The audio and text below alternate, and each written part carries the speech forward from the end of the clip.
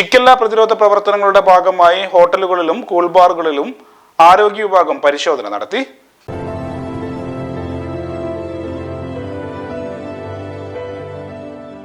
Shigella പ്രതിരോധ പ്രവർത്തനങ്ങളുടെ ഭാഗമായി പൊന്നാനി നഗരസഭാ പരിധിയിലെ ഹോട്ടലുകളിലും കൂൾബാറുകളിലുമാണ് ആരോഗ്യ വിഭാഗം പരിശോധന നടത്തിയത്.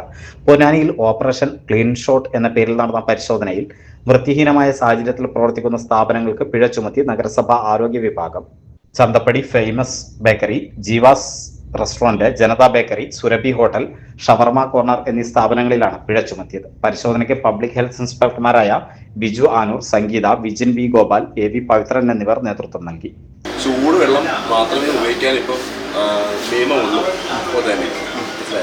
പിന്നെ ഫ്ലോറിനേഷൻ പ്രോപ്പറായിട്ട് വെൽ വാട്ടർ കിണറുവെള്ളം ഉപയോഗിക്കുന്നത് പ്രോപ്പർ ഫ്ലോറിനേഷൻ ചെയ്യണം. ഫിൽറ്റർ കറക്റ്റായിട്ട് ക്ലീൻ ചെയ്യില്ല.